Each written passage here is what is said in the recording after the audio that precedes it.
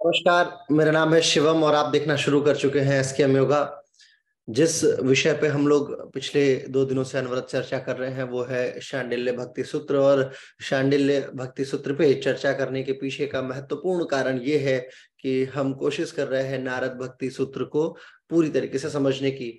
नारद भक्ति सूत्र का जो बैकग्राउंड है या अन्य भक्ति सूत्रों का जो बैकग्राउंड है वो कहीं ना कहीं शांडिल्य भक्ति सूत्र में पूरी तरीके से दिख जाता है। शांडिल्य भक्ति सूत्र जैसा मैंने आपको बताया, भगवान ऋषि या मुनि जो भी आप कहें, शांडिल्य ऋषि के द्वारा लिखित है। और कुल 100 श्लोकों की श्रृंखला में हमने 40 श्लोकों पे बड़ी वृहद टिप्पणी कर ली है, जो कि पिछले वीडियो में ऑलरेडी अपलोडेड है। 41वें श्लोक से आज हमें कंटिन्यू करना है और 41वां श्लोक बड़ा महत्वपूर्ण साबित होगा, क्योंकि 41 से लेकर 45 तक में आप देखेंगे कि भगवान जो है वो गीता से कितने प्रभावित है। अभी आप देखिएगा आगे के 5 से 10 श्लोकों में कंटिन्यू गीता का बहुत उपयोग होने वाला है। 41वें श्लोक में शांडिल्य ऋषि कहते हैं युक्तो च संपरायत। इसका मतलब ये है कि जो संप्रायण मतलब कि जो संयोग है वो सृष्टि के प्रारंभ से ही प्रकृति और पुरुष का रहा है। 41वां श्लोक ये कहता है कि प्रकृति और पुरुष का संयोग सृष्टि के प्रारंभ से है। अब बात यह है कि ये कॉन्सेप्ट आता कहाँ से है। सृष्टि का जो संयोग है या सृष्टि से संबंधित जो भी विषय वस्तु है वो इतने लंबे समय अंतराल पे, जैसे कि फिलहाल अभी यहाँ पे वर्णित है, तो क्या इसके पूर्ववत भी किसी ग्रंथ में वर्णित है? देखने को मिलता है कि डेफिनेटली बहुत सारे ग्रंथों में ये वर्णन पूरी तरीके से दिया गया है। जैसे आप सांख्य दर्शन यदि देखेंगे तो सांख्य दर्शन का पूरा जो बैकग्राउंड है वो इसी विषय से संबंधित है कि किस प्रकार आप प्रकृति और पुरुष का संयोग जो है वो महत्वपूर्ण है और ये ही अंत में 25 तत्वों के निर्माण का आधार बनता है। ऐसे ही योग भी इस दर्शन, इस शास्त्र को मानता है, इस वाक्य को मानता है कि प्रकृति और पुरुष का संयोग योग है और ये योग, इसी योग के कारण से इस पृथ्वी का निर्माण हुआ है। इस बात को यहाँ पे क्यों कह रहे हैं? क्योंकि 40वें श्लोक में भगवान ने जो कहा था, यानी शांडिल्य ऋषि ने कहा था कि जितनी भी शक्तियां हैं वो सृष्टि, वो जो तत्व है वो सब ब्रह्म तत्व का ही है और यहाँ पे होने वाली अधिकाधिक क्रियाएं वो भक्ति से ही संबंधित है।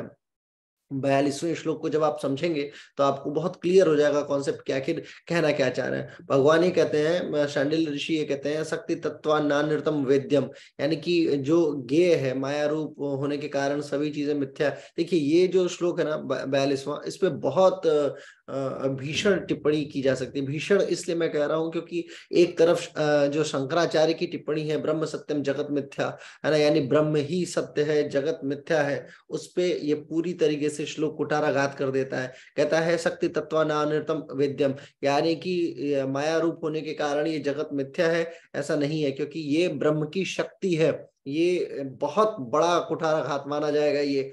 क्यों? क्योंकि शंकराचार्य ने कहा है ब्रह्म सत्यम जगत मिथ्या, यानी कि ये जगत जो है, ये संसार जो है, ये मिथ्या ज्ञान है। यदि इसको सीधे अर्थों में लिया जाए, हो सकता है इसका अर्थ कुछ और भी हो, लेकिन जैसा हमारे इंटरप्रेटर्स जो है जैसा कहते हैं, अगर उस विषय वस्तु को पूरी तरीके से लिया जाए, देखा जाए, तो ऐसा प्रतीत होता है कि जैसे जगत जो है, यह संसार है, ये माया रूपी है और ये मिथ्या है। लेकिन आचार्य शांडिल्य कहते हैं कि नहीं, ये चूंकि ब्रह्म के द्वारा ही निर्मित है, तो ब्रह्म के द्वारा निर्मित कोई भी विषय वस्तु मिथ्या हो ही नहीं सकती। इसलिए ये दोनों विचार जो है वो आपस में कंट्राडिक्ट कर जाते हैं।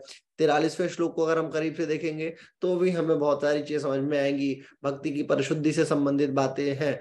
तत्परिशुद्धिश्च गम्यालोक वलिंगेभ्य, यानी लौकिक प्रीति की भांति भक्ति की परिशुद्धि के बाह्य चिन्ह भी होते हैं। लौकिक प्रीति का मतलब इस संसार में जो आपका मोह जिसको आप कह सकते हैं, जो लगाव है, वो भक्ति की परिशुद्धि के बाह्य चिन्ह भी, यानी भक्ति को प्राप्त करने के लिए वो बाहरी कारण हो सकता है। ऐसा संभावित है, यदि आपको भक्ति करनी है तो कहीं ना कहीं आपको सांसारिक चीजों से पहले मोह माया के द्वारा जुड़ना पड़ेगा। यदि आप कभी जुड़ ही नहीं पाए मोह माया से, तो फिर आप ईश्वरीय मोह माया से किस प्रकार जुड़ पाएंगे? तो ये, इसको आप साधन मानिए, संसाधन मानिए, ये मत मानिए कि ये आपके विचारों की श्रृंखला जो है वो उचित नहीं है और ये संसार मिथ्या है। ये नहीं मान सकते, क्योंकि ये ब्रह्म के द्वारा ही निर्मित है और ब्रह्म के द्वारा, देखिए आप एक बात समझिए, भक्त जो होता है वो वात्सल्य प्रेमी होता है। वात्सल्य के कारण से ही भक्त की भक्ति जो है वो जानी जाती रही है शुरू से लेके और आज तक के समय तक।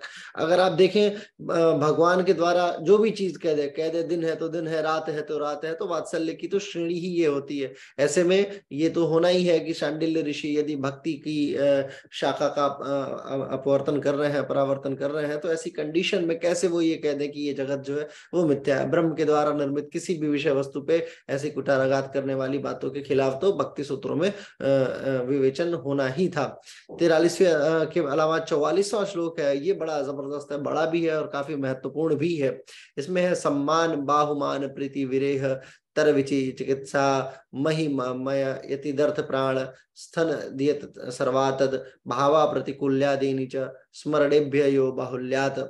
इसका मतलब ये है भगवान के प्रति सम्मान की बुद्धि, है ना, भगवत गुणों के प्रति अधिक आदर भाव, भगवान या भगवान के दर्शन में प्रेम, भगवान के विरह की अनुभूति, भगवान की विभिन्न वस्तुओं में स्वभावतः भगवत से जो अलग भगवत भिन्न वस्तु है उसमें अरुचि, यानी कि जो भगवान की विषय वस्तु है उसमें रुचि और भगवान की जो विषय वस्तु नहीं है उसमें अरुचि। निरंतर भगवान के गुणगान में प्रवृत्ति, भगवान की सेवा में जीवन का समर्पण, मैं सब मेरा सब कुछ भगवान का, मतलब तेरा तुझको अर्पण वाली भावना, ऐसा भाव सब भगवत भाव होना, कभी भगवान के प्रतिकूल आचरण न करना, ये सारी चीजें भक्तों से लक्षित होते हैं।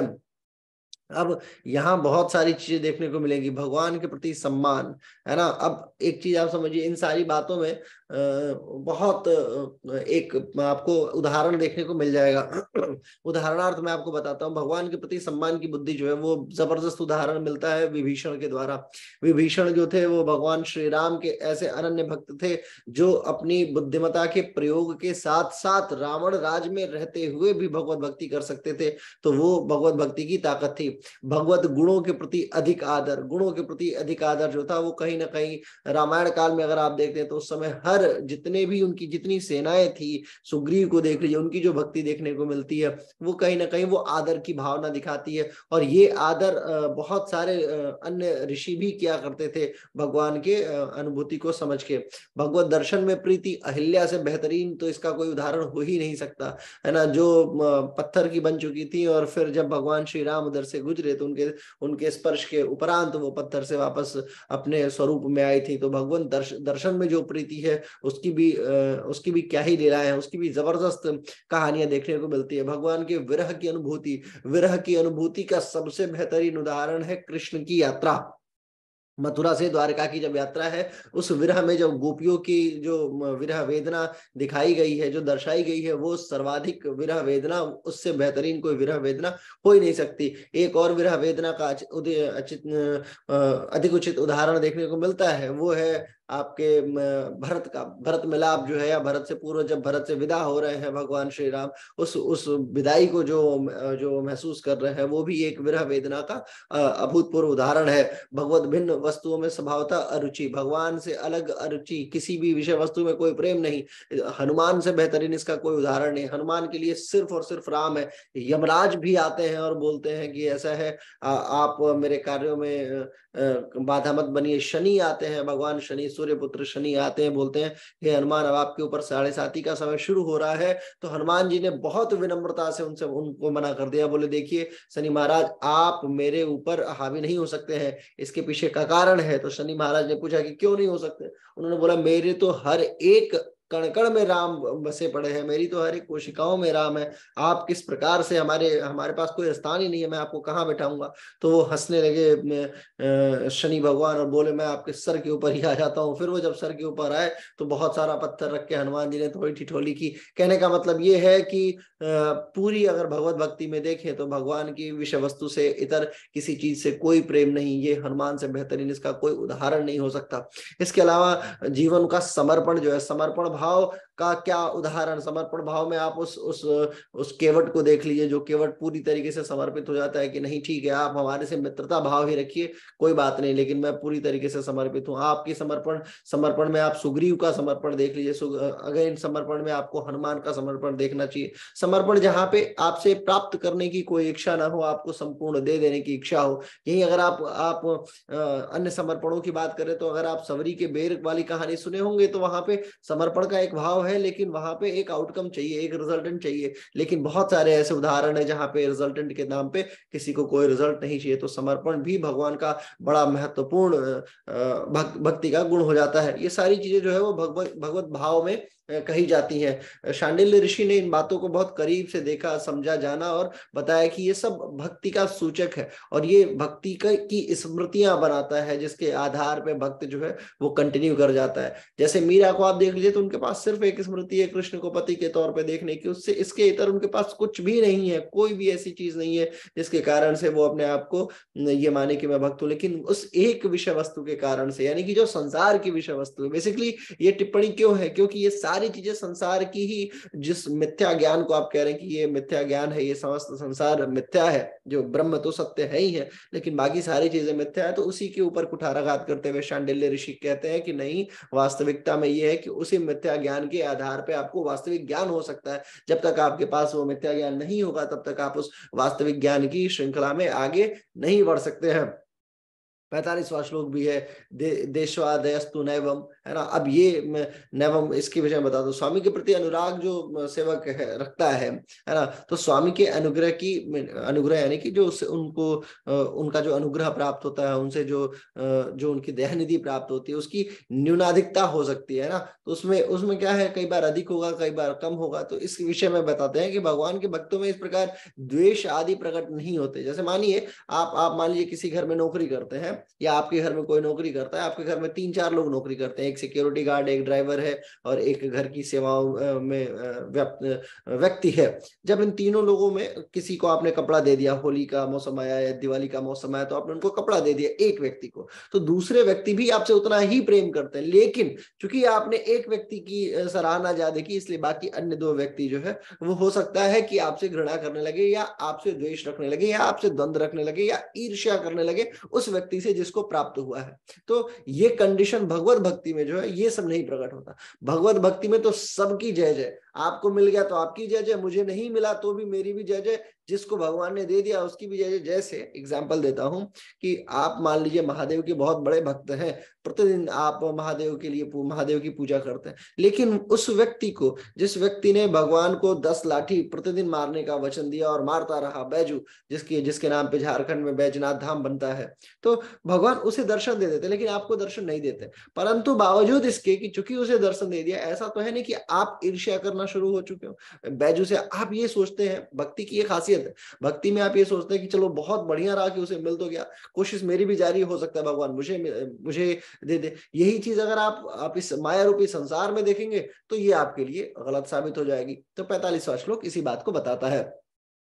46वां श्लोक जो है, 46वां सूत्र जो है, यद वाक्य शेष्यात प्रादुर्भावेष्यपि सा, इसका मतलब ये कि भगवान के विभिन्न अवतार विग्रहों के प्रति जो भी भक्ति है वो पराभक्ति है। अब बात आएगी पराभक्ति की, क्या आखिर ये पराभक्ति है क्या, और पराभक्ति का सिस्टम क्या है। देखिए पहले तो हम ना भक्ति को समझते हैं कि आखिर ये भक्ति चीज क्या है और भक्ति किस प्रकार से शुरू होती है, फिर हम लोग पराभक्ति और बाकी अन्य विषयों में बात करेंगे। भक्ति जो है वो भज धातु में कितने प्रत्यय लगाने से शब्द बनता है ना, आधा क त पर बड़ी की छोटी की मात्रा और ना कितने, तो भज धातु में कितने प्रत्यय लगाने से क्या बना, भक्ति। अब इसका अर्थ क्या हुआ, भज सेवायाम, है ना, ये इसका दूसरा जो शब्द बन के आता है। भज धातु का अर्थ होता है सेवा करना, इसलिए भक्ति का क्या अर्थ हुआ, सेवा करना। प्रेम सहित हम जिसकी सेवा करते हैं वस्तुतः हम उसकी भक्ति कर रहे होते हैं। इस प्रकार भक्ति के बहुत सारे रूप हैं, जैसे ईश्वर की भक्ति हो गई, भगवान या ईश्वर की भक्ति, गुरु भक्ति हो गई, देश भक्ति हो गई, मातृभक्ति, पितृभक्ति, या अन्य कई प्रकार की भक्तियां भी बताई गई हैं। लेकिन जब हम केवल भक्ति शब्द का प्रयोग करते हैं तो उस समय हम इसके क्या मानते हैं कि ये ईश्वर से संबंधित भक्ति है। क्यों, क्योंकि वहां पे जो एक्सट्रीम लेवल है, जो भाव है, वो अत्यधिक मात्रा में है। यदि हम भक्ति शब्द के अत्यंत गूढ़ अर्थों को देखें और उसको जानने की कोशिश करें तो भक्ति मानिए आप वह क्रिया है जो भक्त को भगवान से जोड़ देती है। भगवान से यदि जुड़ने का कोई संसाधन देखा जाए तो भक्ति से बेहतरीन कोई भी संसाधन है नहीं। यह कहना अनुचित नहीं होगा कि श्रद्धा जो है वो भक्ति की सर्वाधिक महत्वपूर्ण विषय वस्तु है। श्रद्धा और भाव के आधार पे ही आप ईश्वर भक्ति को प्राप्त कर सकते हैं। ठीक है, अब एक उदाहरण मैं देता हूँ। संत जो लोग हैं, जैसे आप कबीर को ले लीजिए, गुड़वा गुड़िया सूप सुपलिया तजी देवधि लड़कैया खेलन की करो दत्त सखी साई मिलन की, है ना।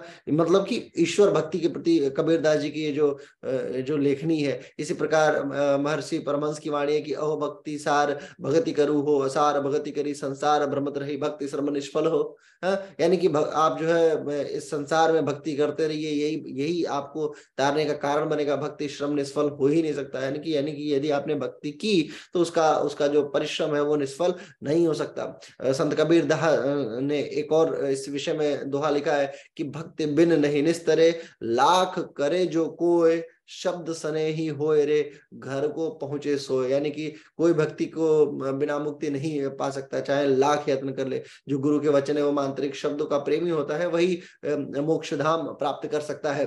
ठीक है, इसी विषय में आगे और कहते हैं कि जब लग नाता जगत का जब लग भक्ति न होए नाता तोड़ी गुरु को भजे भक्त कहावे सो। यानी कि जब संसार जो है वो उसमें अगर आपको कोई सच्ची भक्ति नहीं मिल पा रही है, सच्चा भक्त आप नहीं बन पा रहे हैं, तो सारी बाहरी आसक्तियों को त्याग दीजिए और गुरु की सेवा में लग जाइए, संलग जाइए, तब आपको भक्ति मिल जाएगी। जाति बरन कुल खोए कि भक्ति करे चितलाए कहे कबीर सतगुरु मिले आवागमन नसाए। यानी कि सतगुरु कहते हैं कि भक्ति जो है वो जाति या वर्ण को सबको त्याग दीजिए और सिर्फ आप भक्त बन जाइए। आपका आवागमन का मतलब जो मोक्ष की प्राप्ति है वो हो जाएगी। आप लगातार, आपकी जो आत्मा आ रही है जा रही है आ रही है जा रही है, यानी विभिन्न योनियों में भटक रही है, वो समाप्त हो जाएगा। तो आपको भक्ति करनी चाहिए। कामी क्रोधी लालची इतने भक्ति न होए भक्ति करे कोई सूरमा जाति बरन कुल खोए। है ना, कि जो सूरमा भक्ति करता है, जो क्रोधी लालची नहीं होता है, वो व्यक्ति ही भक्त बन सकता है। तो कबीरदास जी की कहने की बात यह है कि उन्होंने भक्ति के विषय में अपनी अंडरस्टैंडिंग दी है। अब पराभक्ति का क्या है? पराभक्ति देखिए गीता के 18वें श्लोक में 54वें और 55वां 18वें अध्याय के 54वें और 55वें श्लोक में भगवान ने कहा है कि ब्रह्म रूप बना हुआ प्रसन्न मन वाला साधक न तो किसी के लिए शोक करता है और न ही किसी के लिए इच्छा करता है। ऐसा संपूर्ण प्राणियों में संभाव वाला साधक ही मेरी पराभक्ति को प्राप्त हो पाता है। भगवान ने ये कहा है कि ना किसी के लिए शोक करे जो, और ना किसी की इच्छा करे, यानी कि निष्काम कर्म की जो बात होती है वो बात है। यदि आपने निष्काम कर्म के विषय को समझ लिया, आपने निष्काम कर्म को जान लिया, तो आप कहीं ना कहीं पराभक्ति के संसाधन में प्रवेश कर जाएंगे। ज्ञान युग द्वारा सिद्ध योगियों में जिनमें भक्ति के संस्कार होते हैं, वे मुक्ति को सर्वोपरि नहीं मानते, इसलिए मुक्ति प्राप्त होने के बाद उसे पराभक्ति की प्राप्ति हो जाती है। जैसे चंद्रमा जब पूर्णिमा को प्राप्त कर लेता है तो शुक्ल पक्ष भी निःशेष समाप्त हो जाता है, तब उसके बाद कृष्ण पक्ष और शुक्ल पक्ष की जो बात आती है वो शुरू होती है। वैसे ही साधक जब गे विषयों को लेकर ज्ञान के द्वारा मुझ में आके मिल जाता है, यानी कि भगवान श्री कृष्ण बोलते हैं गीता में, मुझ में आके मिल जाता है, तब संपूर्ण अज्ञान का नाश हो जाता है। ठीक है, जैसे जागने पे सपने का नाश हो जाता है। अब इस विषय में पराभक्ति के विषय में जो सांडिल्य ऋषि कहते हैं, सांडिल्य ऋषि की वाणी जो थी वो ये थी कि जन्म कर्म जन्म कर्म विदास जन्म जन्म शब्दात, जो 47वां श्लोक है। 46वें श्लोक में पराभक्ति है, वही पराभक्ति यानी कि जो अवतार के विग्रहों के प्रति जो भक्ति होती है, भगवान के विभिन्न अवतार के प्रति जो आपकी अंडरस्टैंडिंग है, और बिना कोई आउटकम प्राप्त किए करने की इच्छा रखते हुए भी अगर आप ईश्वर भक्ति में संलिप्त हैं तो वो पराभक्ति के तहत आ जाती है। अब 47वें श्लोक में भगवान ने कहा कि भगवान की जन्म कर्म का रहस्य जानने वाला पुरुष का जन्म नहीं होता है, ऐसा भगवान अपने श्रीमुख से प्रतिपादित करते हैं। जन्म कर्म विदाश्च जन्म शब्दात, यानी कि भगवान के जन्म कर्म का रहस्य। अब जन्म कर्म से संबंधित बातें जो है वो अगेन गीता में देखिए कितने स्मार्टली जो है वो फॉर्मूले को सेट किया है।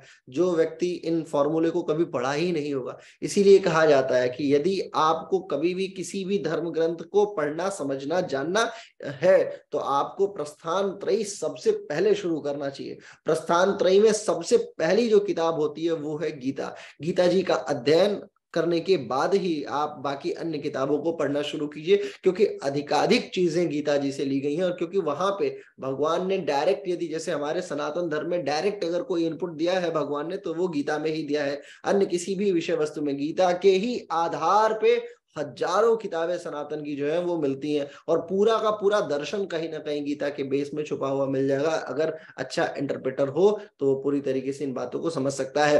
अब ये जन्म कर्म का रहस्य जो है, अगर आपने गीता नहीं पढ़ी होती तो आपको पता ही नहीं चलता। चौथे अध्याय में है, चौथे अध्याय के 7वें श्लोक का सिस्टम है कि जन्म कर्म चेमे दिव्य दिव्यमेव यो वेत्ति तत्वतः व्यक्तवा देहम पुनर्जन्मम नैति मामेति सो अर्जुन। यानी हे अर्जुन, मेरे जन्म और कर्म दिव्य अर्थात निर्मल और अलौकिक है। इस प्रकार जो मनुष्य तत्व से मुझे जान लेता है वो शरीर को त्याग कर फिर से जन्म को प्राप्त नहीं होता, किंतु मुझे प्राप्त हो जाता है। इसी के विषय में भगवान शांडिल्य बोलते हैं कि भगवान श्री कृष्ण ने जन्म कर्म के सिद्धांत को पहले बताया है।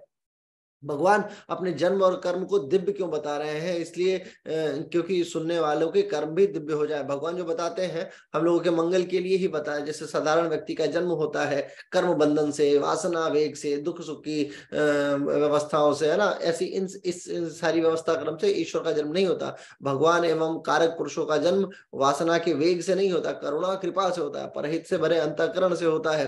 भगवान का जन्म दिव्य है, अर्थात भगवान देह को मैं नहीं मानते, स्वयं को कर्मों का कर्ता या भोक्ता भी नहीं मानते, कर्म के फल की इच्छा भी नहीं रखते। जैसे भगवान अपने को देह नहीं मानते हैं, यानी कि अहम ब्रह्मास्मि की जो भावना है वो भावना हम सभी के अंदर विकसित हो, ये सैंडिल्य ऋषि का महत्वपूर्ण संदेश है। जैसे मान लिया भगवान ने ये भी कहा, ये बात कहीं कहीं देखने को मिल जाती है, देह छता जेनी दशा वर्ते देहातीत ते ज्ञानी नाम चरणामाम हो वंदन अगणित। यानी कि भगवान की दिव्यता स्वतः सिद्ध है, हमें साधन से सिद्ध करनी पड़ती है, कर्मों से सिद्ध करनी पड़ती है, कर्म को दिव्य बनाने की बात करनी पड़ती है। इस विषय में बात कही गई है कि मैं जो है वो दिव्य हूं। क्यों? क्योंकि मेरे पास में कोई संवेग आवेग निर्वेग दुर्वेग इस प्रकार की कोई संभावनाएं नहीं है। भगवान के दिव्य जन्म कर्म को जानने के लिए हमें उनके अंशात्मक को समझना बड़ा जरूरी है। मामो वंशो जीव लोके जीव भूतो सनातन मन तो ज्योतिरस्य स्वरूप मलपिक्षान। आपने देखा होगा बहुत सारे लेखकों ने इस विषय में टिप्पणी की है कि किस प्रकार ईश्वरी सत्ताओं ने जन्म को प्राप्त किया है। आप देखिए, आप देखेंगे अनुसुईया के गर्भ से 3 बालकों का जो जन्म होता है, ब्रह्मा विष्णु महेश उसमें आते हैं, वहां पे कहीं ना कहीं उद्वेग नामक कोई संवेग नहीं है, वहां पे किसी प्रकार का कोई वो उद्वेग नहीं, वहां पे सिर्फ एक अपेक्षा है और उस अपेक्षा के प्रति प्रतिरूप एक आउटकम है, एक रिजल्टेंट है। ठीक ऐसे ही आप कृष्ण के जन्म को देख लीजिए, रामावतार को देख लीजिए, हर जगह जो है वो कहीं ना कहीं उद्वेग बहुत ज्यादा देखने को नहीं मिलता है। अब अगले 48वें श्लोक में तच्च दिव्य स्वशक्ति मात्रोद्भवात, यानी भगवान का जन्म और कर्म दिव्य है क्योंकि वह भगवान की योग माया शक्ति से ही प्रकट हुआ है। 49वें श्लोक में मुख्य तस्य ही कारुण्यम, उनके जन्म ग्रहणों में जीवों के प्रति उनकी अहेतु की कृपा ही मुख्य कारण है।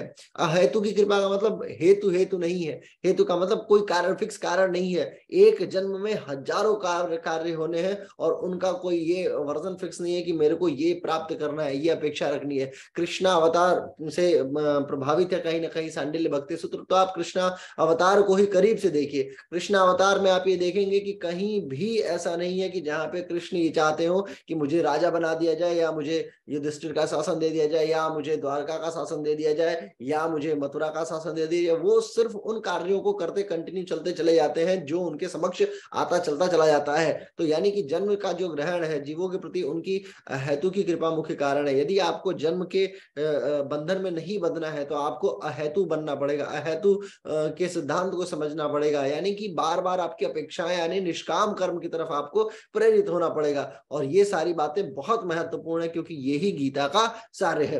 अब 50वें श्लोक की तरफ बढ़ते हैं तो 50वां श्लोक भी कुछ इसी प्रकार का है। प्राणी तत्वान विभूतिषु, यानी माया विभूतियों के प्रति ही कोई भक्ति पराभक्ति नहीं है। यानी माइक विभूतियां का मतलब जो माया के प्रतिरूप है, माया विभूतियों से सिर्फ आप दूर हो जाते हैं, सिर्फ वही पराभक्ति नहीं है। पराभक्ति के विषय में और भी बहुत सारी बातें जानने की जरूरत है। 51वां श्लोक है कि धुत राज सेवयो प्रतिषेधाच, यानी धुत सेवन तथा राजा की सेवा का भक्ति में निषेध किया गया। पराभक्ति में देखिए ऐसा नहीं कहा गया है कि सिर्फ आप जो है माया की विभूतियों के प्रति जो चीज भक्ति नहीं है वही पराभक्ति है, ऐसा नहीं है। माया की विभूतियों में हो सकते हैं, लेकिन दुध सेवन तथा राजा की सेवा, ये ना, ये दो चीजें नहीं होनी चाहिए। दुध सेवन का मतलब ये है कि गलत कर्म को आप समझ लीजिए, या पाप कर्म, निष्काम कर्म के अलावा जो जो गलत कर्म है वो हो गया। या आप ऐसा कह सकते हैं कि जो जिस कर्म का आउटकम कोई ना हो, है ना, जिस कर्म के से चीजें व्यथित हो जाए, परेशान हो जाए, दुखदाई हो जाए, कष्टकारी हो जाए, तो उस प्रकार की सेवाएं, उस प्रकार के कर्म। और राजा की सेवा, ये दोनों चीजें भक्ति में नहीं, क्योंकि भक्त जो होता है वो वत्सल प्रेमी होता है, और वो तमाम चीजों से कटके सिर्फ ईश्वर को अपना राजा या अपना अपना बॉस मानता है। तो उसमें आप किसी अन्य अन्य की सेवा नहीं कर सकते। अब यहाँ पे कर्म का सिद्धांत अगेन कंट्राडिक्ट कर जाता है। आप मुंडकोपनिषद को देख लीजिए। मुंडकोपनिषद में जो पूरी शाखा बताई गई, बेसिकली उसमें जो 3 मुंडक है, 3 मुंडकों में 2-2 अध्याय, 2-2 मुंडक अलग अलग, 3 अध्याय में 2-2 मुंडक दिए गए हैं। तो उसमें भी आती है ये बात, उसमें भी क्या कहते हैं, परा अपरा की बात आती है। वहां पे भी कर्म का सिद्धांत जो आता है, वहां पे भी भक्ति से संबंधित कुछ बातें आती हैं। आप केन को देख लीजिए, कठोपनिषद को देखिए, भक्ति का बड़ा जबरदस्त है। वहां पे राजा के प्रति भक्ति नहीं है नचिकेता की, नचिकेता का प्रेम है, वात्सल्य है, जो गौओं के प्रति है, जो यमराज के दरवाजे पे जाके यमराज को भी धमकाने की क्षमता रख सकता है। तो ये बात बताते हुए शांडिल्य ऋषि कहते हैं कि देखिए, भक्ति में सेवा जो है ना, वो राजा की सेवा जो है वो निषेध है। आप ईश्वरीय सेवाओं के प्रति अगर तत्पर रहते हैं तो आप यमराज को भी चैलेंज कर सकते हैं, और वास्तविक सेवाओं के प्रति यदि आपका प्रेम है तो कहीं ना कहीं आप चैलेंजिंग हो जाते हैं। 52वां श्लोक है, वासुदेव पीति चिन्हकार मात्रत्वात्, यानी कि वासुदेव को अगर मान लीजिए भगवान के तौर पर गणना करते हैं तो राजा आदि के भांति वो भजनीय नहीं सिद्ध होंगे यदि भगवान वासुदेव की जो बात करते हैं। तो ऐसा माना ठीक नहीं, क्योंकि भगवान वहां लीला मात्र ही वासुदेव पुत्र है, वास्तव में तो साक्षात परब्रह्म ही है। अब जैसे 51वें श्लोक को सुन के बहुत सारे लोगों के मन में प्रश्न आएगा, तो फिर हम भगवान श्री कृष्ण की पूजा क्यों करें, क्योंकि वो भी तो राजा थे, द्वारकाधीश कहे जाते हैं, द्वारका के राजा थे, तो राजा की सेवा हमें नहीं करनी है, भक्ति हमें नहीं करनी है। तो वो बात यहाँ पे क्लैरिफाई किया है। हालांकि सूत्र लिखते समय ऋषि लोग इतना क्लैरिफिकेशन देते नहीं थे जितना क्लैरिफिकेशन शांडिल्य ऋषि ने दिया है। एक लाइन कह दी, फिर जंप मार देते तो सीधे 4-4, 5-5 पन्ने का जंप मार दिया, बीच में बाकी सारा आपको समझना है तो जो समझना है समझो, ऐसे होता था। लेकिन बड़ा कम देखने को मिलता है कि कुछ ऐसे सूत्र और कुछ ऐसे सूत्रकार हैं, लेखक हैं, है ना, जैसे जैमिनी ऋषि की बात कीजिए, तो भद्रायण की बात कीजिए आप, तो या फिर आप क्या कहते हैं कौशिक की बात कीजिए, तो ये सभी लोग जो है ये एक क्रम को फॉलो करते हैं, और इसी क्रम में चलते हुए हम लोग ये देख पाते हैं कि आखिर इन लोगों ने ये एट्रीब्यूट प्रदर्शित क्यों किया है। अब 53वां श्लोक जो है वो भगवान वासुदेव के विषय में, यानी भगवान श्री कृष्ण के विषय में बताते हैं। प्रत्याभिज्ञानाच, यानी कि वासुदेव की भगवत्ता के संबंध में वैदिक शास्त्रों में प्रमाण है। अब वैदिक शास्त्रों में कहाँ पे प्रमाण है? श्री कृष्ण भगवान ने स्वयं ही कहा है कि वेदों में मैं साम वेद हूँ, वेदानाम साम वेदो अस्मि, देवानाम अस्मि वासवः, इंद्रियाणाम मनश्चास्मि, भूतानामस्मि चेतना। यानी 10वें अध्याय के 22वें श्लोक में कहा है भगवान ने कि मैं वेदों में साम वेद हूँ, देवों में मैं इंद्र हूँ, इंद्रियों में मैं मन हूँ, और भूत प्राणियों की चेतना में मैं जीवनी शक्ति हूँ। देखिए, ये बात भगवान श्री कृष्ण ने स्वयं स्वीकार किया है। उस समय ये भी माना जाता है कि काल स्वरूप स्वयं काल इस बात की जो है वो विवेचना कर रहे हैं। लेकिन भगवान श्री कृष्ण जो है वो वैदिक शास्त्रों का भी प्रमाण देते हैं कि देखिए, अगर आप लेते हैं तो साम वेद में मैं हूँ। अब ये भी है, बहुत सारे लोग पूछते हैं कि साम वेद को ही क्यों चुना, अथर्ववेद क्यों नहीं चुन लिया, है ना, या अन्य विषयों में भी क्यों नहीं चुना? क्योंकि देखिए, वल्लभाचार्य जी ने उनके मधुर गुणों का वर्णन किया है। मधुर गुणों का मतलब सामवेद जो संगीत से संबंधित है, जिसमें नृत्य गायन इत्यादि है, और ये भगवान श्री कृष्ण के भक्ति स्वरूप का सर्वाधिक महत्वपूर्ण रूप है। वल्लभाचार्य जी ने और मधुराष्टक में लिखा है कि रेणु मधुरम पड़िर मधुरम पादव मधुरम नित्यम मधुरम संख्यम मधुरम मधुराधिपति रखिलम मधुरम गीतम मधुरम पीतम मधुरम भक्तम मधुरम सुप्तम मधुरम रूपम मधुरम तिलकम मधुरम मधुराधिपते रखिलम मधुरम। यानी कि सारी चीजें, आपकी बांसुरी मधुर है, आपके पुष्प मधुर है, आपके हाथ मधुर है, आपके चरण मधुर है, आपका नृत्य मधुर है, आपकी मित्रता मधुर है। हे कृष्ण, आपका सब कुछ तो मधुर ही मधुर है। ये भगवान की मधुरता के विषय में, यानी साम वेद को स्वीकार करने से संबंधित वल्लभाचार्य जी की टिप्पणी ये है। हाँ, फिर 54वां श्लोक जो है वो अगेन कंटिन्यू है, वृषासु श्रेष्ठेन तत्, यानी कि वृषियों में, यानी यदुवंशियों में सर्वाधिक श्रेष्ठ है। ये बताने की दृष्टि से विभूति वर्णन के प्रसंगों में वासुदेव का नाम लिया गया। देखिए, कई सारी स्मृतियों में ये बताया गया है कि यादव कुलभूषण है, वासुदेव श्रेष्ठ है। क्यों? क्योंकि वो स्वयं ब्रह्म है। और इस बात को क्लैरिफाई कर रहे हैं, बहुत विस्तृत 3-4 श्लोकों को, 3-4 सूत्रों का यूटिलाइजेशन कर रहे हैं शांडिल्य ऋषि। अब आती है बात 55वें श्लोक की। एवं प्रसिद्धेषु च, इसी प्रकार जो रामभद्र वामन आदि अवतार विग्रह प्रसिद्ध है, उनके प्रति हुई भक्ति भी परम कल्याणकारी पराभक्ति ही है, ऐसा मानना चाहिए। एवं प्रसिद्धेषु च, और अन्य जो अवतार प्रसिद्ध हुए हैं वो भी इसी प्रकार है, लेकिन उनका नाम नहीं लिया, क्लियर शब्दों में उनका नाम नहीं लिया कि रामावतार, वामन अवतार, मत्स्य अवतार और कुर्मा अवतार, जितने भी अवतार हैं उन सारे अवतारों का नाम ना लेके सीधे सीधे कहा कि बाकी अन्य भी इसी प्रकार से प्रसिद्ध हैं।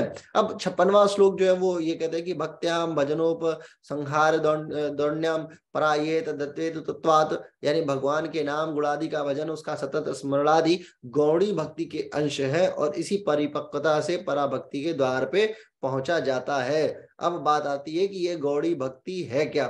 देखिए, नारद भक्ति सूत्र में इसके विषय में टिप्पणी है। गौड़ी भक्ति एक प्रकार की बेसिकली भक्ति है जिसे गौड़ी भक्ति या साधन भक्ति कहा जाता है। पराभक्ति की साधना के मार्ग की ये पहली सीढ़ी मानी जाती है। कहा यह भी जाता है कि पराभक्ति के साधन में अनेक बाधाएं आती हैं जो गौड़ी भक्ति से स्वतः ही दूर हो जाती है। नारद भक्ति सूत्र के अनुसार गुण भेद से ये 3 प्रकार की मानी गई है, सात्विक, राजसिक और तामसिक। तामसी भक्ति की अपेक्षा राजसी और जो राजसी है और सात्विक है उसे श्रेष्ठ माना जाता है। सात्विक भक्ति ये है जो भक्ति के लिए ही की जाती है। राजसी भक्ति वो मानी जाती है जिसमें विषय, यश तथा ऐश्वर्य की कामना से की जाती है। और तामसी भक्ति का मतलब वो है जिसमें हिंसा, दंभ, क्रोध, बदला लेने के लिए ये सब की जाती है। तो ये गौड़ी भक्ति के मुख्य प्रकारों में से एक मानी जाती है। तो गौड़ी भक्ति के विषय में भगवान शांडिल्य बताते हैं कि भगवान के नाम, गुण इत्यादि का जो भजन है वो सारी चीजें गौड़ी भक्ति के तहत आती है और ये पराभक्ति की प्रथम सीढ़ी है और इसी के माध्यम से आप अपने जीवन का तरण कर सकते हैं। 57वां श्लोक, रागार्थ प्रकृति साहचर्य तेरेशाम, यानी कि कीर्तन अनुराग में हेतु होता है, उसी प्रकार से साहचर्य से भगवत गुण एवं लीला श्रवण बंदन आदि से जो भजन प्रकार है वो अनुराग रूप भगवत प्राप्ति में और पराभक्ति के स्वरूप में सहायक सिद्ध हो जाता है। क्या मतलब हुआ इसका? साहचर्य का मतलब जो है उनका आचरण आपने स्वीकार कर लिया है ना, जिस प्रकार ईश्वर के गुण है उन गुणों का आप अनुसरण करना शुरू कर दिए। आप ईश्वर के कीर्तन की शाखा में प्रवेश हो रहे हैं। आप जो है निम्बकाचार्य, वल्लभाचार्य जैसे बड़े अच्छे कीर्तनकारी हो रहे हैं, उनके गुणों का नित्य श्रवण कर रहे हैं और उनको फॉलो कर रहे हैं। ये भी पराभक्ति के तौर पर स्थापित आपको करता चलता चला जाएगा। अंतराले तु शेषा शिवपादास्यादो च कांडत्वात्, यानी कीर्तन, भजन, व्रत, नमस्कार, ज्ञान, ध्यान, पूजा, दान, जितने भी कर्म है, ये सारे के सारे कर्म जो है ये भक्ति कांड के रूप के ही तौर पे स्थापित है और ये उपनिषद वेदों के काल से, उपनिषदों के काल से कंटिन्यू चलते आ रहे हैं। इसी बात को आगे बताएंगे अभी कि क्या है इससे क्या प्राप्त होती है। तो 59वां श्लोक जो है वो ये कहता है कि ताभ्य पवित्र मुपक्रमात्, यानी इन गौड़ भक्तियों के द्वारा पवित्रता की प्राप्ति हो जाती है। यानी अगर आप लगातार व्रत, पूजन, मनन, चिंतन, ध्यान इत्यादि सब करते चलते चले आ रहे हैं तो इससे फिर धीरे धीरे आप पराभक्ति की तरफ आगे बढ़ते चले जाते हैं। देखिए, शांडिल्य ऋषि का कॉन्सेप्ट बड़ा क्लियर है। आपको वो क्या देना चाह रहे हैं? वो देना चाह रहे हैं कि आप ईश्वर का श्रवण, मनन, चिंतन इत्यादि कीजिए, जो कि पहले अध्याय में था, है ना। उसी आधार पे आप व्रत और जितने कर्मकांड है उसके विषय में बताया है, श्रवण मनन कीजिए, उनको अपने अंदर आत्मार्पित कीजिए। धीरे धीरे आप ईश्वरीय चेतनाओं से ओतप्रोत होते चलते चले जाएंगे और ये पराभक्ति के लिए गौड़ी भक्ति का रूप लेगी। पहले गौड़ी भक्ति होगी, फिर पराभक्ति हो जाएगी और आप जो है आप तर जाएंगे। आपको अन्य बहुत सारी शाखाओं में जाने की आवश्यकता नहीं है। प्रथम अध्याय में खूब कुठाराघात किया कि ज्ञान योग की आवश्यकता नहीं है, योग की आवश्यकता नहीं है। ये सारी चीजें तो खुद इसी के द्वारा स्थापित है, भक्ति के द्वारा स्थापित है। यानी भक्ति का ही पार्ट है ज्ञान योग और ज्ञान योग का पार्ट है आपका ये योग। तो योग से बेटर है कि आप या भक्ति ज्ञान योग में आइए और ज्ञान से बेटर है भक्ति आ जाइए, क्योंकि इन सारे में आपको एफर्ट बहुत लगाना पड़ेगा। इसमें एफर्ट की आवश्यकता है नहीं, इसमें तो सिर्फ आपको ईश्वरीय गुणों को धारण करते चलते चले जाना है। 60वां श्लोक, तासु प्रधान योगात फलाधिक्य में के, यानी कि क्योंकि अंतिम लक्ष्य पराभक्ति है इसलिए साधन अवस्था में भक्ति युक्त साधन ही अधिक फलदायी है। यही बात मैं आपको बता रहा था कि किस प्रकार से साधन भक्ति के द्वारा से आप अपने आप को फाइनल फेज तक पहुंचा सकते हैं। अब 61वां श्लोक जो है वो तीसरे ऋषि का नाम उत्कृष्ट करेगा। नामनेति जैमिनी संभावात, यानी आचार्य जैमिनी का भी यही मत है कि निष्ठा पूर्वक भगवान का नाम जप करने से पराभक्ति पाने का श्रेष्ठतम मार्ग है। अब बात ये आती है कि जैमिनी ऋषि थे कौन और जैमिनी ऋषि का सिस्टम क्या है। देखिए, जैमिनी जो थे वो वेद व्यास के शिष्य थे और ऋषि पराशर के पुत्र थे। महाभारत में लिखा है कि वेद के चारों भागों के विस्तार करने में कारण ही वेद व्यास जो पढ़ा था उनके ये बेसिकली शिष्य थे। इन्होंने सामवेद की शिक्षा दी तथा महाभारत भी इन्हें पढ़ाया था।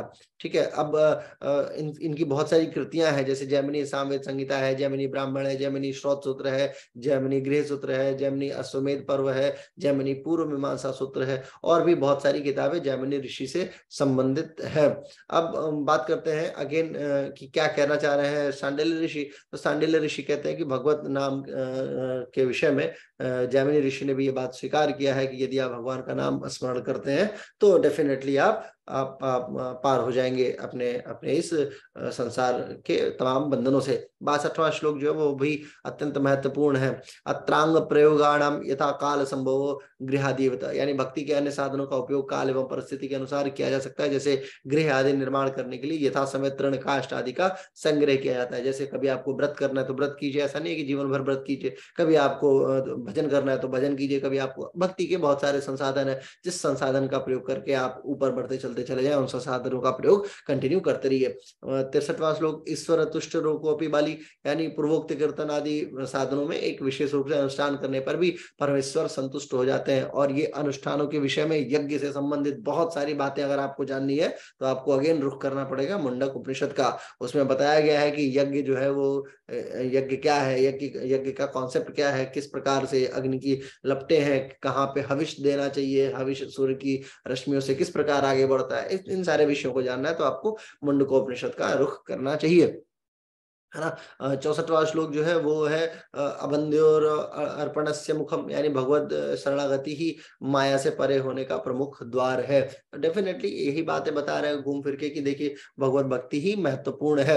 65वां श्लोक ध्यान नियमस्तु दृष्टि सौकर्यात, यानी ध्यान का नियम इसलिए बताया जाता है क्योंकि उसके द्वारा ध्येय के स्वरूप में चित्त भली भांति लगना शुरू हो जाता है। ध्यान बड़ा महत्वपूर्ण पार्ट है वैसे भक्ति का। मेडिटेशन को बहुत इंपॉर्टेंट माना जाता है क्योंकि जब तक आपके चित्त में भगवान का एक स्वरूप स्थापित नहीं होगा तब तक, क्योंकि चित्त जो है वो समुद्र के समान, उसकी लहरें जो है वो कंटिन्यू चल रही तरंगे, तो जब तक वो शिथिल नहीं होगा, स्थिर नहीं होगा, उसमें विकार नहीं होंगे, विकार के बिना यानी वो विकार रहित नहीं होगा, तब तक आप भगवान के वास्तविक स्वरूप को नहीं देख सकते। जैसे मान लीजिए तालाब है और तालाब के ऊपर कोई एक पक्षी उड़ रहा है और आपको तालाब में देख के उस पक्षी को मारना है, तो जब तक पानी का जल स्थिति नहीं होगा, स्थिर नहीं होगा, तब तक आप उस पक्षी के स्वरूप को समझ ही नहीं पाएंगे। इसी प्रकार भक्ति में ध्यान का बड़ा महत्वपूर्ण उपयोग है कि आपको कुछ ना कुछ 1 मिनट 2 मिनट 5 मिनट या 10 मिनट जितना भी हो सके ध्यान जरूर करना चाहिए और ईश्वर के गुणों का अवलोकन करना चाहिए, सोचना चाहिए, और वही ध्यान धीरे धीरे निधिध्यासन की अवस्था में पहुंचता चलता चला जाएगा और फिर वो गौड़ी भक्ति पराभक्ति होते हुए आपको ईश्वरी सत्ताओं तक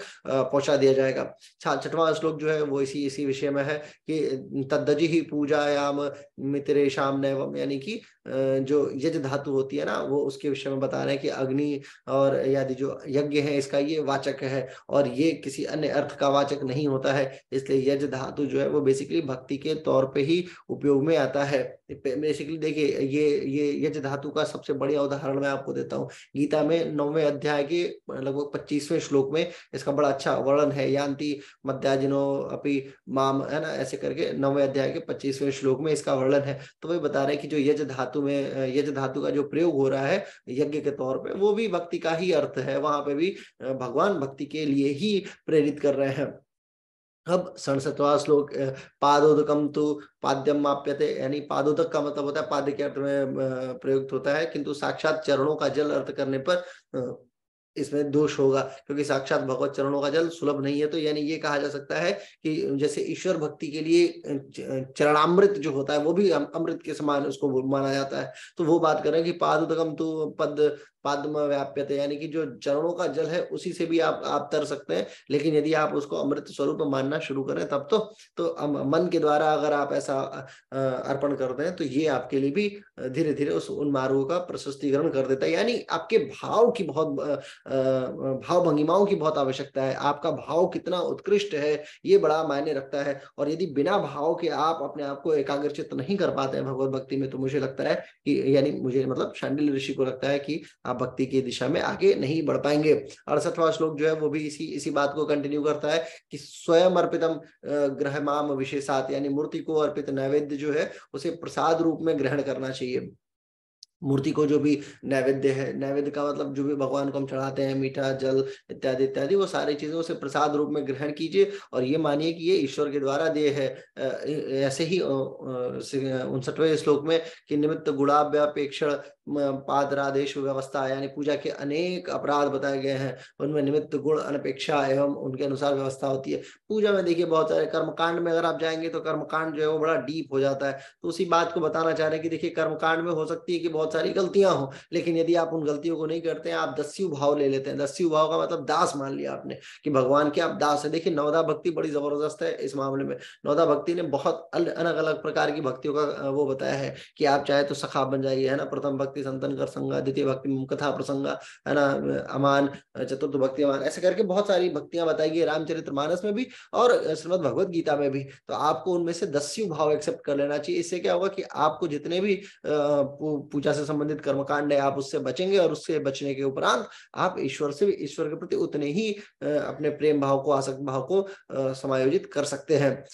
70वां श्लोक जो है पत्रादेदार्थ मन्यताम ही वैशिष्ट्यम, यानी भगवान को पत्र पुष्पादि आदि का भावयुक्त समर्पण भी विशेष प्रसन्नता देता है। ये पत्र से संबंधित कौन ईश्वर है? सबसे बेहतरीन के उदाहरण है महादेव, क्योंकि बिल्व पत्र जो है, ऐसा दधीचि ऋषि ने लिखा है, दधीचि ऋषि ने कहा है कि महादेव को आप सिर्फ एक बिल्व पत्र तोड़ के और चढ़ा के बुला लीजिए, महादेव उस पर भी भागते चलते चले आएंगे। और प्रथम बार जब माता सती की मुलाकात थी महादेव से, तो वो बिल्व पत्र ही माध्यम था। बिल्व पत्र के माध्यम से ही सती जो दधीचि ऋषि के आश्रम में गई थी रुद्राक्ष की माला को ढूंढते हुए, तो दधीचि ऋषि ने कहा था कि आपको महादेव, ये तो महादेव का है, अगर आपको महादेव से मिलना है तो आप ये बिल्व पत्र लीजिए और इससे ही महादेव को याद कीजिए, महादेव जरूर आएंगे। और महादेव आते भी हैं और फिर आगे की कहानी आप बखूबी जानते हैं। 71वां श्लोक है सुकृत जत्वात पर हेतु भावाच्य क्रिया सुश्रेयस, यानी पूर्वोक्त गौणी भक्तियों में पूर्व पुण्य के फल से प्रवृत्ति होती है एवं वे पराभक्ति की प्राप्ति में सहायक होती हैं। अतः वे जितनी भी भक्तियां हैं ये सब कर्मकांड से बेहतरीन मानी गई, यानी जितना कर्मकांड है उन सारे कर्मकांडों से श्रेयस, क्रियासु श्रेयस, है ना, पर हेतु भावाच्य क्रियासु श्रेयस, यानी बाकी क्रियाओं से ये श्रेयस्कर है। गौड़म त्रैविध्य मित्रेण स्तुत्यर्थार्थ साहचर्यम, यानी गौणी भक्ति के 3 भेद हैं, आर्त भक्ति, जिज्ञासा भक्ति और आर्तात्मिका भक्ति। चौथी भक्ति जो है वो ज्ञान भक्ति, जो शास्त्रों में वंदित है, किंतु उसके साथ पूर्वोक्त 3 भक्तियों का उल्लेख भी उनकी प्रशंसा के लिए किया गया है ना। ये गौणी भक्तियों के 3 भेद जो है, देखिए गौणी भक्ति और पराभक्ति से संबंधित भेद बताया नारद भक्ति सूत्र में, क्या क्या कि राजसिक, तामसिक और सात्विक, ये तीन विषय में बताया। और यहाँ पे आर्त भक्ति, आर्त का मतलब कि जो दस्यु वाली भाव होती है, जिज्ञासा भक्ति यानी कि कुछ जानने की भक्ति, और आर्तातिका यानी कि कुछ प्राप्त करने की जो भक्ति होती है, इन सारी भक्तियों के विषय में जो गौणी भक्ति के 3 प्रकार है वो शांडिल्य ऋषि ने बताया। बताते हैं शांडिल्य ऋषि की बहिरंतर अस्तुम भयम अवशिष्ट बता, यानी आर्त, जिज्ञासु एवं अर्थाति भी बहिरंग लाभ के स्थान पे अंतरंग लाभ खोजते हुए ज्ञान के मार्ग तक पहुंच सकते हैं। रास्ता बताने कि अगर आप इन तीनों भक्तियों में किसी भी प्रकार के भक्त हैं तो आप यदि ज्ञान मार्ग तक पहुंचना चाहते हैं तो आप अंतरंग होते चलते चले जाइए, यानी ईश्वर के भावों को अपने आप में स्थापित करना शुरू कर दिए, धीरे धीरे आप भक्ति की उस पराकाष्ठा तक पहुंच ही जाएंगे। 74वें श्लोक में स्मृति कृत्यो कथा देशार्थ प्रायश्चित्तान भवात, यानी स्मरण, कीर्तन, कथा, श्रवण, नमस्कार आदि साधन जो है वो इन सबसे भी जो है पूर्व के पापों का नाश होना तय है। ये भी संसाधन, ऐसे संसाधन जिसके माध्यम से आप पूर्व के जो भी पाप हैं उनका विनाश कर सकते हैं। स्मरण किसका? स्मरण अपने अपने इष्ट देवताओं का, कीर्तन देवताओं का, कथा श्रवण, वही है श्रवण मनन, है ना, जो महाभारत में और गीता में और रामचरितमानस में लिखी गई। प्रथम भक्ति संतन कर संगा, यानी प्रथम भक्ति जो होती है वो संतों का संग है। द्वितीय भक्ति में कथा प्रसंगा, यानी कि कथा श्रवण, जो 74वें श्लोक में बहुत क्लियर कहा इन्होंने। कथा आदेश चार तो, है ना, यानी कथा का जो चरित्र चित्रण है उसको भी कहना। तो 75वां श्लोक इसी बात को आगे बढ़ाता है। भूय समान स्थित रीति चेदा प्रयाण उपसंहार मनहस्वपि यानी महान पापों के क्षय हेतु भी अन्य जो कर्मकांड संबंधी प्रायश्चित की आवश्यकता नहीं है, क्योंकि मरण पर्यंत सतत नाम स्मरण से जीव भवसागर को पार कर लेता है। ये आपने देखा होगा, एक पद्म पुराण है, ब्रह्म वैवर्त पुराण है, और भी बहुत सारे पुराणों में एक वैतरणी नदी का कॉन्सेप्ट आता है। वैतरणी नदी को पार करना बड़ा कठिन माना जाता है, क्योंकि वो नदी जो है वो आपके कर्मों के आधार पे ही आपको आगे बढ़ने देती है। तो ऐसी कंडीशन को, अगर आपको ऐसी ऐसी चीजों को पार करना है, तो आप सिर्फ भगवान के नाम को यदि याद रखते हैं, तो भी आप ऐसे अपने पापों का हनन करते हुए धीरे धीरे आगे बढ़ते चले जाएंगे। इसके ऊपर एक बड़ी अच्छी कहानी है पुराणों में, कि एक एक एक जो था, एक आदमी था, एक बड़ा पापी आदमी था। उसने जीवन भर पाप किया, लेकिन चूंकि उसके बेटे का जो नाम था वो, और उसने लास्ट में उसको बुलाते हुए और बार बार कहता, उसका नाम तो शायद भगवत ही नाम था, तो उसे उसे याद करता था कंटिन्यू, और मरा भगवत मरा, है ना, तो मरा मरा मरा मरा मरा मरा मरा ऐसे कहता रहा, तो वो राम राम बनता चला गया। और लास्ट में अपने बेटे का नाम 2-3 बार ले लिया, तो वो भगवान का स्मरण हो गया। और सिर्फ इतने स्मरण मात्र से ही, इतने ही स्मरण मात्र से वो अपने भवसागर को पार कर गया। तो ये पहले के जमाने में भगवान लोगों का नाम क्यों रखा जाता था, आप देखते होंगे लोग अपने बच्चों का नाम रखते थे राम आश्रय, है ना, राम आधार। तो इस तरीके का नाम क्यों होता था, क्योंकि वो ईश्वरीय नामों को, जब भी आपको कोई बुलाए तो आपके माध्यम से वो ईश्वर को बुलाए। भारत की परंपरा यही रही है कि नामों के माध्यम से। आजकल क्या है, नामों में अयान, है ना, और पता नहीं क्या स्लाविका और ये वो ऐसे वैसे नाम सब आते हैं, मुझे समझ में नहीं आता है। तो इन नामों का बड़ा कोई उपयोग नहीं है। इन नामों को आप बुला भी रहे हैं और आउटकम भी नहीं है। पहले के लोग कितने बुद्धिमानी से नामों का चयन किया करते थे, कि नाम बोले तो भगवान का नाम बुलाया जाए, है ना। तो अब आजकल क्या है, नामों के, भगवत नामों के बाद धीरे धीरे एडजेक्टिव्स नाम में आने लगा। जैसे कि फॉर एग्जाम्पल किसी का नाम भक्ति है ना, किसी का नाम रुचि है, किसी का नाम माया है। तो ये सब क्या है, ये सब एडजेक्टिव्स है। एडजेक्टिव्स में किसी का नाम जो है, मतलब बहुत सारे एडजेक्टिव यूज किए जाते हैं जो क्रिया विशेषण के तौर पे। वहीं पे अगर आपको क्रिया यूज करनी, जो नाउन होता है, उसमें आपको शुद्ध नाम लेना। जैसे फॉर एग्जाम्पल मेरा ही नाम ले लीजिए, शिवम। तो ये इस तरीके का नाम, ये एडजेक्टिव नहीं है। शिवम कोई कार्य नहीं है, शिवम ईश्वरीय नाम का आधार बनता है ना। तो ये उदाहरण मैं आपको बता रहा हूँ कि पहले इस प्रकार की बहुत सारी व्यवस्थाएं थी। 75वां श्लोक और 76वां श्लोक इसी बात को कहता है। लघ्वापि भक्ताधिकारे महत्व क्षेप कम कम पर सर्वहानात, यानी कि एक बार क्या हुआ, स्मरण कीर्तन अधि लघु होते हुए भी बड़े बड़े पापों को नाश करने में समर्थ होता है। 77वां श्लोक, तस्य स्थान त्वदान्य धर्म खले बलवीत, यानी भक्ति करने से भगवान हृदय में स्थापित हो जाते हैं। जैसे पशु के चलने से धान का कूटना स्वतः हो जाता है। जैसे पशु चल रहा है लगातार किसी धान के ऊपर, तो खुद ही धान जो है वो उससे चावल अलग हो जाता है। या जैसे पुआल के ऊपर चलता है तो उससे भी पुआल जो है वो फिट हो जाता है, और जो बेकार चीजें वो ऊपर आती है, बाकी अच्छी चीजें नीचे पहुंच जाती हैं। उसी प्रकार से भगवान का हृदय में यदि आप प्रतिदिन नाम लेते हैं, तो उससे भी भगवत भक्ति जो है वो आपके हृदय में स्थापित हो जाएगी। 78वां श्लोक है, अन्य धन्यो नदि क्रियते परम प्रयात समन्वयत, यानी भक्ति में उच्च जाति से लेकर चांडाल इत्यादि तक नीची जाति के सभी मनुष्यों का समान रूप से अधिकार है। और ये बहुत बड़ा श्लोक है 78वां श्लोक। क्यों? क्योंकि इस श्लोक की कल्पना समस्त मनुस्मृति के ऊपर कुठाराघात क्रिएट कर देगी। यदि जो लोग मनुस्मृति, हालांकि मनुस्मृति में ऐसा कुछ भी नहीं लिखा है जो बेकार मानी जाए, लेकिन मनुस्मृति के उन श्लोकों का जिसका सही से विवेचन नहीं किया गया है,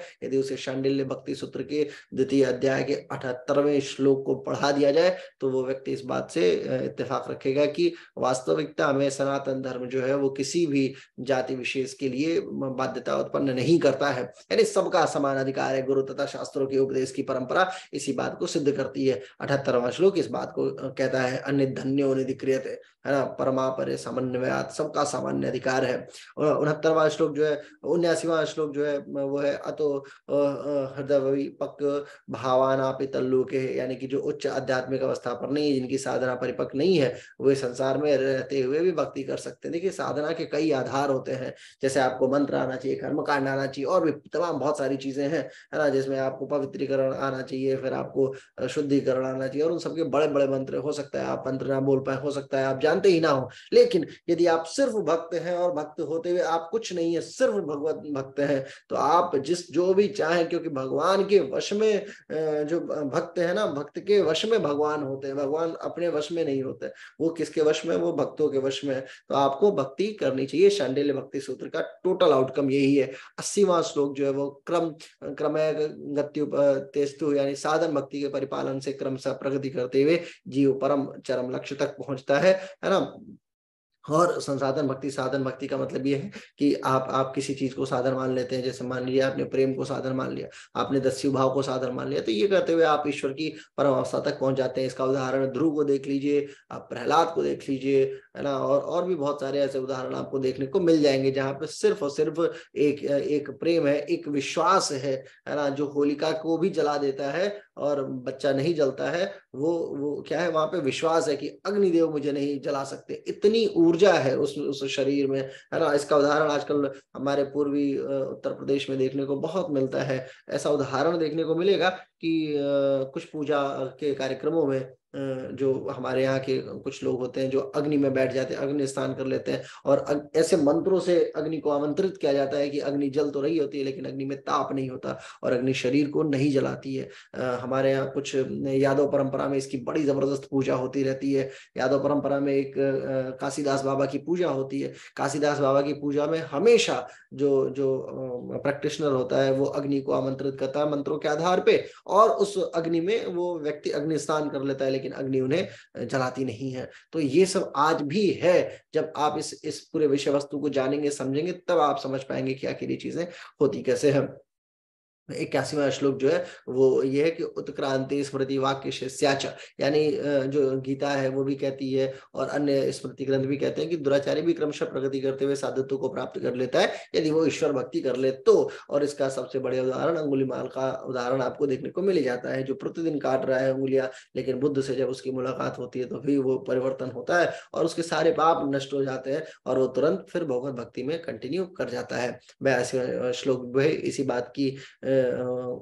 इसी बात को बताता है, इसी बात को बल देता है। महापात की नाम तो यानी जो महापापी है उसको भी भक्ति करने का अधिकार है। ऐसा नहीं है कि सिर्फ आप पापी नहीं है, आप अच्छे व्यक्ति हैं तो ही आप भक्ति कर सकते हैं, ऐसा नहीं है। जो महापापी, जैसे जिसने बहुत सारे पाप किए हों, बहुत सारे कुकृत्य किए हों, लेकिन फिर भी वो भक्ति कर सकता है। जैसे राक्षसों को आप देखिए, बहुत सारे ऐसे राक्षस थे जो भक्ति करते थे और पा जाते थे, है ना, और भगवान जो है फिर भी उनको पता होता था कि ये बेकार ही काम करेगा। जितने भी ये राक्षसों ने अलग अलग अस्त्र, दिव्यास्त्र प्राप्त किए हैं, सबको पता था कि ये जाएगा तो इसका उपयोग सही नहीं करेगा, लेकिन फिर भी भगवान जो है वो देते थे। क्यों? क्योंकि वो भक्ति के द्वारा उसे प्राप्त करता था। तो महापापियों को भी अधिकार है भक्ति का।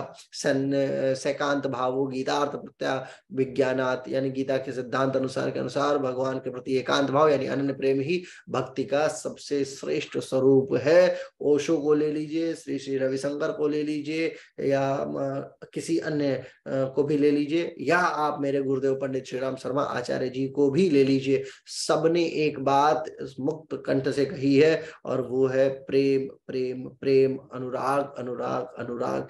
ईश्वर के प्रति अनन्य प्रेम, अनन्य अनुराग आपको वो शक्ति प्रदान कर सकता है जो दुनिया की कोई भी शाखा, ईश्वर से मिलाने वाले कोई भी शाखा आपको नहीं दे सकती है। चाहे वो ज्ञान हो, भक्ति हो, कर्म हो, लय हो, हठ हो, मंत्र हो, बहुत सारी शाखाएं हैं, लेकिन भक्ति की जो शाखा है, जो प्रेम की शाखा है, वो सबसे श्रेष्ठ बताई है 83वें श्लोक में। किसने? शांडिल्य ऋषि ने, और इस बात को अन्य गुरुओं ने भी स्वीकार किया है मुक्त कंठ से। 84वां श्लोक द्वितीय अध्याय का लास्ट श्लोक माना जाता है। पराकृत्य सर्वेशाम यथा हयाय, यानी पूर्वोक्त जप, ध्यान, पूजा, कीर्तन, भजन तो सिर्फ साधन है, उनका अंतिम ध्येय क्या है? पराभक्ति की प्राप्ति, जहां पे कर्म का सिद्धांत समाप्त हो जाता है। देखिए, अब इसी के साथ शांडिल्य भक्ति सूत्र में कुल 15 श्लोक और बचते हैं, 85 से लेके 100 तक में। लेकिन मैं इसके लिए एक और अन्य वीडियो बनाऊंगा, क्योंकि तीसरे अध्याय में बहुत सारी बातें महत्वपूर्ण है। तो अपनी कोशिश तो ये जारी रहेगी कि शांडिल्य भक्ति सूत्र को हम लोग कोशिश की थी कि 3 खंडों में बनाते, लेकिन चूंकि वीडियोस का समय बड़ा लंबा हो जाता है तो मैं इसे शॉर्ट करता चाहता हूं, लेकिन इस शॉर्टकट के बावजूद भी हमारे पास जो है वो समय नहीं हो पाता है। मेरी स्क्रीन इस समय आप सभी को बड़ी दिखती है, बाकी जो लोग कक्षा में जुड़े रहते हैं वो उनका भी बहुत बहुत आभार। आप लोग म्यूट रहते हैं तो मुझे बड़ा अच्छा लगता है, और कंटिन्यू ऐसे जुड़े रहिए। शांडिल्य भक्ति सूत्र से संबंधित जो भी प्रश्न होंगे वो हम लोग ले लेंगे। आप मुझे व्यक्तिगत व्हाट्सएप कर सकते हैं, और टेलीग्राम ग्रुप पे भी आप लोग सभी लोग जुड़ जाइए, क्योंकि वहां पे बहुत सारी किताबें मैं प्रतिदिन भेजता रहता हूँ। कोशिश रहती है कि एक न एक किताबों का हम लोग अवलोकन ऐसे वीडियो के माध्यम से करते रहें। तो आप सभी लोगों का बहुत बहुत आभार, धन्यवाद, नमस्कार।